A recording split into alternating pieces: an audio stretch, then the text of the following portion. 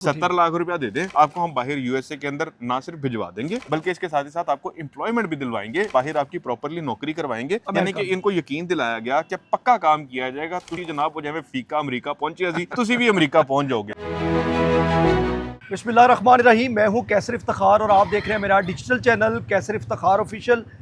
TikToker जो advocate मियां बिलाल के हवाले से एक एफआईआर गुज़िश्ता रोज़ सामने आई, उस पर उनकी जो गिरफ्तारी भी सामने आई और 5 रोज़ा जिस्मानी रिमांड भी सामने आया।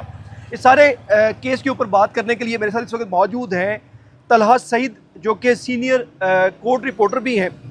तलहा, सबसे पहले तो आपके कीमती टाइम का शुक्रिया। ये बताइएगा कि मियां बिलाल, क्योंकि ये तो बड़े मशहूर टिकटॉकर भी थे और एडवोकेट भी हैं और रजब भट्ट के हवाले से भी ये काफ़ी मशहूर है, तो ये क्या मामला है? क्यों AHTC यानी कि एंटी ह्यूमन ट्रैफिकिंग सेल जो है FIA का मुकदमा हुआ और फिर गुज़िश्ता रोज़ 5 रोज़ा जिस्मानी रिमांड भी? कैसर भाई, सबसे पहले बहुत शुक्रिया, thank you so much for having me. जो ये मुकदमा जिसकी आप बात कर रहे हैं, ये मुकदमा होता है FIA का एक सेल है जो कि ह्यूमन ट्रैफिकिंग को डील करता है। बिल्कुल ठीक। इसको AHTC कहा जाता है, यानी कि एंटी ह्यूमन ट्रैफिकिंग सेल, ये उसकी बेसिकली कार्रवाई है। और FIA का अगर मैं आपको थोड़ा सा आपके नाज़रीन को बताता चलूँ, आपके नाज़रीन के इल्म में इजाफा करूँ, तो जो FIA का मुकदमा होता है वो इस तरह से नहीं होता कि जनाब तलहा सईद कैसर के खिलाफ चला गया थाने में, जाके दरख्वास्त दी, पर्चा हो गया, उसके बाद तफ्तीश होती रहेगी। FIA का शुरू से तरीकाकार ये है कि अगर FIA के अंदर कोई शख्स शिकायत लेके जाता है, उसके ऊपर पहले पूरी एक इंक्वायरी होती है, प्रॉपरली एक थॉरली उसको इन्वेस्टिगेट करके उस मैटर को, उसके सारे फैक्ट्स एंड फिगर्स को देखते हुए, उस चीज़ के अंदर सबूत देखते हुए कि हाँ भाई ये जो एप्लीकेशन आई है हमारे पास, जो दरख्वास्त आई है, ये कहीं पे गलत तो नहीं है, इसमें कोई झोल तो नहीं है, कोई लकूना तो नहीं है उसके अंदर। पहले तमाम की तमाम छानबीन करके जो एक्यूज्ड है उसको भी बुला के उसका इंटरव्यू करके इस मामले के ऊपर उसका मौक़िफ़ जानने के बाद अगर तो FIA के अफसरान समझते हैं कि जनाब हाँ ये जो बंदा जो यहाँ पे जो कंप्लेनेंट आया है वो अपने बिल्कुल राइट के ऊपर आया है, उसके साथ वाकई में कोई 2 नंबरी हुई है, कोई उसका वाकई उसकी कोई ग्रीवियंस है, उसके बाद जो है वो FIA हुकाम जो है वो किसी भी मैटर के ऊपर पर्चा देते हैं। तो सबसे पहले यहाँ पे ये क्लियर करना ज़रूरी था कि ये जो मामला, जो कि ये मुकदमा हुआ, इसके ऊपर पहले से FIA हुकाम ने इंक्वायरी की। इंक्वायरी करने के बाद जो है वो इस मामले के ऊपर इसको प्रॉपरली FIR जो है वो इस मामले के ऊपर लॉन्च की गई। ये FIR जो है, जो कि इस टाइम पर ये मेरे फ़ोन के अंदर है, मैं आपको प्रोवाइड भी कर दूंगा ताकि आप अपने इसके साथ लगा सकें। ये FIR जो है ये 17/22 EO 1979 के तहत जो है ये दफ़ा इसके अंदर लगाई गई है। AHTC ने ये मुकदमा जो है वो दी है।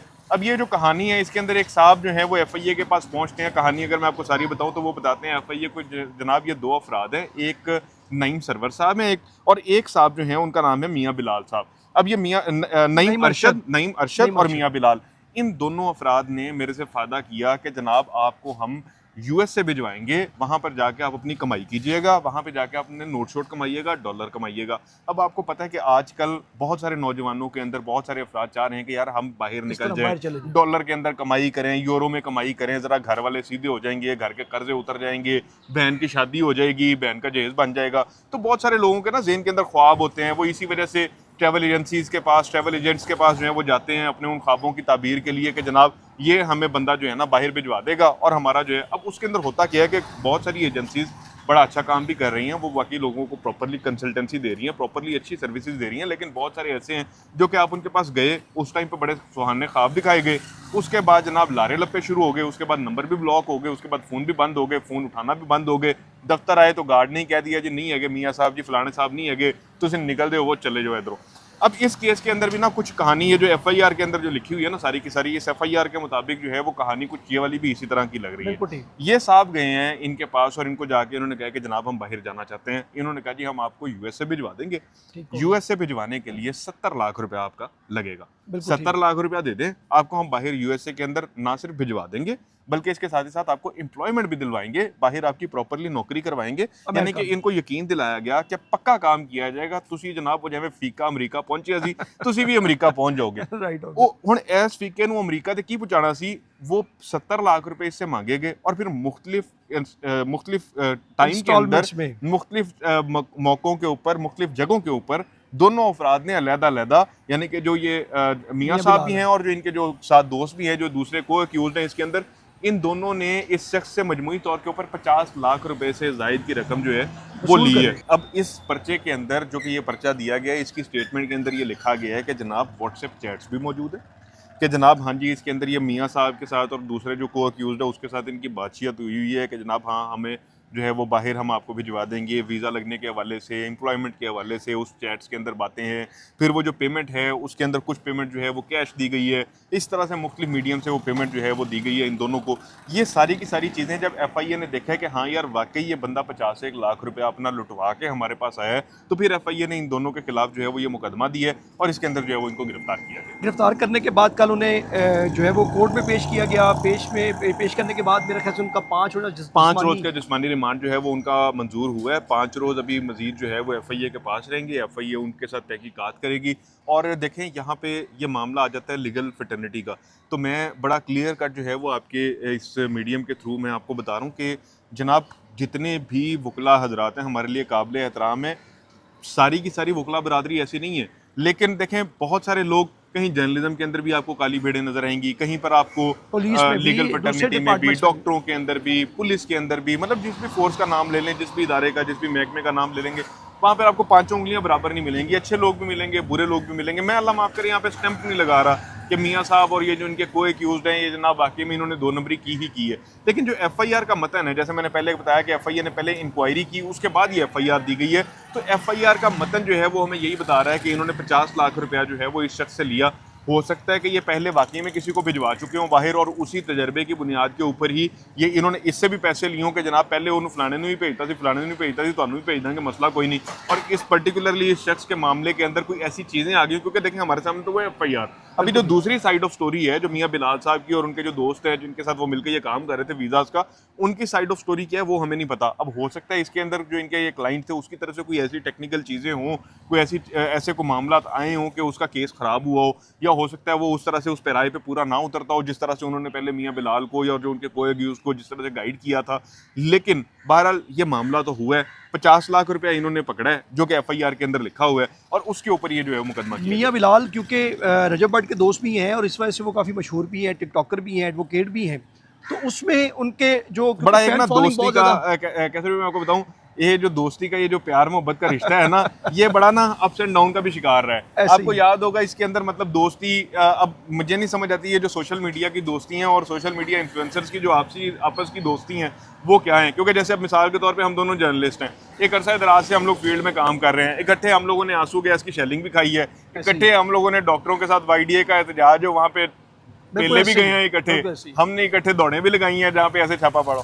अब वो एक टाइम रहा है कि हमने एक किस्म का कह लें कि हमने माड़ा टाइम देखा है। लेकिन ये जो क्या कह लें कि जो सोशल मीडिया इन्फ्लुएंसर्स हैं या जो इस तरह के जितने भी जो सोशल मीडिया के ऊपर लोग आते हैं, टिकटॉकर्स आते हैं, इन्होंने वो माड़ा टाइम जो है ये वो माड़े टाइम की दोस्तियां नहीं होती, ये कोई इनके कुछ चड़ी बड़ी फ्रेंड नहीं थे। अब अगर रजब भट्ट वाले मामले के अंदर भी आप बात करें तो बहुत सारे नाजरीन को भी याद होगा, आपको भी याद होगा, आप बड़ा मजा लेके कह रहे हैं कि दोस्त हैं इनके, तो वो यहाँ से दोनों साइडों से धमकियां भी होती रही हैं। पहले एक टाइम पे कहा जाता है कि तू कोर्ट वाले तेन पूछ लांगे, देख लांगे, तो वकीलों के बारे में गल करते हैं। रजब भट्ट साहब के भी कुछ बयान थे जो कि मुतनाज़ा रहे वकला की जो है वो हवाले से, इसी तरह से इनकी तरफ से भी था कि तो वकीलों के खिलाफ गल की है। फिर उसके बाद सुलह भी होगी, अब वो पता नहीं कैसे लड़ाई होती है, फिर वो पता नहीं कैसे सुलह हो जाती है। ये एक अजीब ही रॉकेट साइंस है जो इनके आपस के प्यार दोनों की। चले दोनों की बात अभी नहीं करते, सिर्फ मियाँ बिलाल ही की बात कर लेते हैं। मियाँ बिलाल क्योंकि एडवोकेट भी हैं, टिकटॉकर भी हैं, उनकी फैन फॉलोइंग भी बहुत ज़्यादा है और बहुत सारे जो लोग हैं वो कमेंट्स भी कर रहे हैं सोशल मीडिया के ऊपर कि अब आगे क्या होने वाला है। 5 रोज़ जो जिस्मानी रिमांड है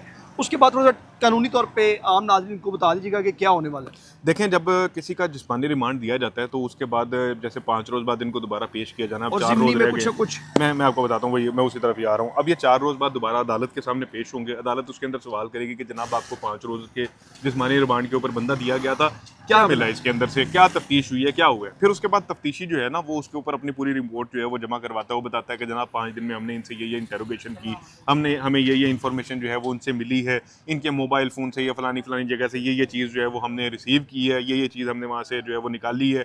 हमें अब उसके बाद आगे अब ये तफ्तीशी के ऊपर डिपेंड करता है, आइदर यहाँ या तो वहाँ पर वो तफ्तीशी कहेगा कि जनाब मेरी तफ्तीश मुकम्मल हो चुकी है और मुझे इसके बाद इन बंदों का जिस्मानी रिमांड नहीं चाहिए, फर्दर जुर्म आयद कर दी जाए और जनाब इसको केस को आगे ट्रायल की तरफ ले जाया जाए। उस सूरत के अंदर क्या होगा कि उस सूरत के अंदर इनको जुडिशियल कर दिया जाएगा, इनको जेल भिजवा दिया जाएगा। दूसरी सूरत ये है कि वो यानी कि दूसरी सूरत ये है कि वो कहता है कि जनाब मैंने अभी इनसे बहुत सारी चीज़ें मजीद पूछनी है, जो पहले मैंने चीज़ें पूछी हैं अभी तक उसके तसल्ली बख्श जवाब नहीं मिले, उसके हवाले से कोई रिकवरियाँ करनी है, वो रिकवरियाँ नहीं हो सकी। जैसे मिसाल के तौर के ऊपर सबसे ज़्यादा जो हमने देखा है जी, मोबाइल फ़ोन रिकवर करना है जी, जो कि इस सारे काम में इस्तेमाल हुआ, कि फ़लानी चीज़ रिकवर करनी है, जो फ़लाना लैपटॉप रिकवर करना है वो अभी तक वो रिकवर नहीं हुआ। तो ऐसी चीज़ को बेस बनाते हुए वो फिर जो है वो रिक्वेस्ट की जाती है अदालत से कि मोअज़्ज़ज़ अदालत जो है वो दोबारा इस रिमांड को, जो है जो कि जिस्मानी रिमांड है, इसको फिजिकल रिमांड को एक्सटेंड करे और कुछ दिन के लिए मजीद जो है वो हमें दे। अब उसके अंदर ये सवाबदीद है मोअज़्ज़ज़ अदालत की।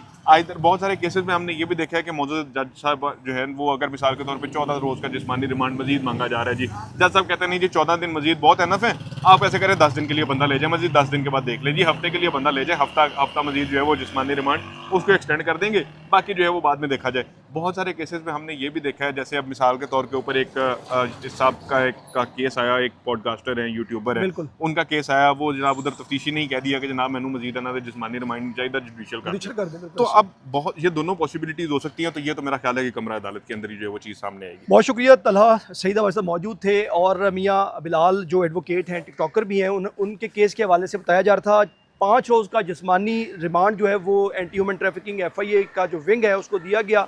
मियाँ बिलाल अभी उनकी हिरासत में है, इन्वेस्टिगेशन जारी है, 4 रोज़ बाकी हैं। उसके बाद मियाँ बिलाल को जो है वो दोबारा से कोर्ट में मौजूद अदालत में पेश किया जाएगा। उसके बाद क्या होता है वो भी जो भी डेवलपमेंट होगी वो भी आपके साथ शेयर करेंगे। तब तक के लिए हमारे चैनल को लाइक और सब्सक्राइब जरूर कीजिएगा, कमेंट बॉक्स में अपने ख्यालात का इजहार भी कीजिएगा। अगली खबर और वीलॉग तक के लिए हमें दे इजाज़त, अल्लाह हाफ़िज़।